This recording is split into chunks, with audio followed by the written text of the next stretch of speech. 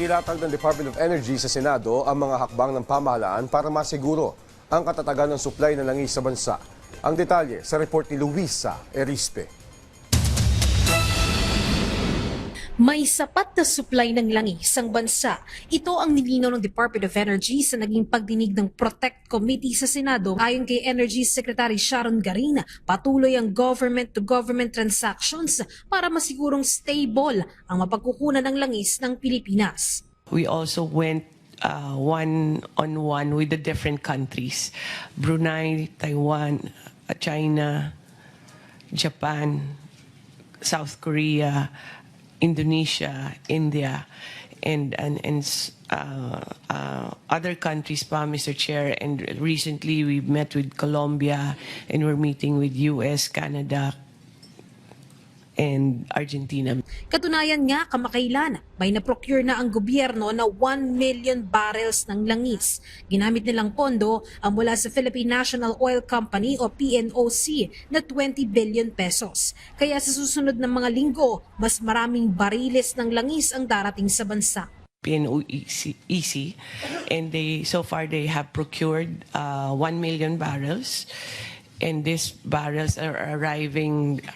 2 batches have arrived already, and we have 2 more arriving for the next 2 weeks.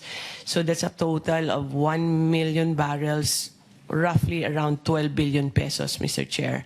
The plan is to keep on replenishing that as we consume.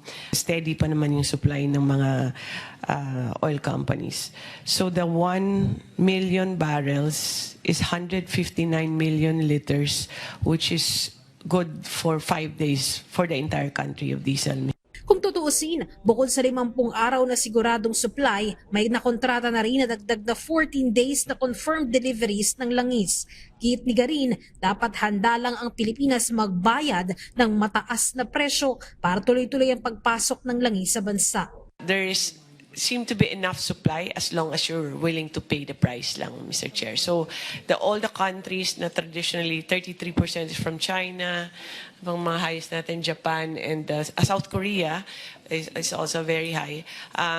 Wala pa namang nakakancel na contract. Ngayon namang may ceasefire sa pagitan ng US at Iran, sigurado na ang rollback ng presyo ng pump prices. Kaya lang, dahil sa panibagong hirit ni Trump, tumaas na naman sa world market ang presyuhan. Kaya sa susunod na linggo, baka tumaas na naman ito. Naniniwala ang DOA, pinakamabilis ang 6 na buwan para bumaba ang presyo ng diesel sa 100 piso kada litro sa merkado.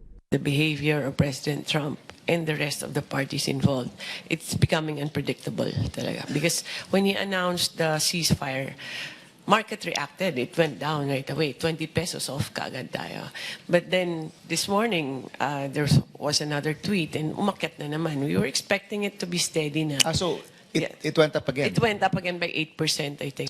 Iminungkahi naman ni Senator Erwin Tulfo na kung maaari, pag-aralan na rin munang suspendihin ang value-added tax sa langis para mas maramdaman ng publiko ang bawas nito sa presyo. Hindi po obra itong 10% na ito, yung sa excise tax. Parang pang press release lang po ito. So totoo lang, maganda po itong optics, binawasan ng excise. Pero actually, hindi po talaga mararamdaman ng mga tao po ito, itong 10% reduction ng excise.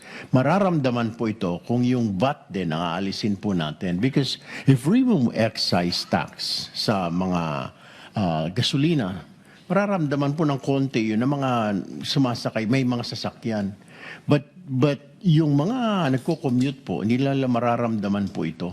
Kaya nga po, ang suggestion po ng iba na probably kailangan pag-aralan din siguro ng ng national government kung aalisin din po ba ang VAT. Si Senator Sherwin Gatchalian naman, minungkahi na silipin kung may sapat pang pondo ang bansa para magbigay ng ayuda kung talagang tatagal pa ang krisis sa Middle East. Sa ngayon kasi, sa 238 billion na pondo para sa ayuda, 70 billion na ang nagamit sa loob lang ng isang buwan.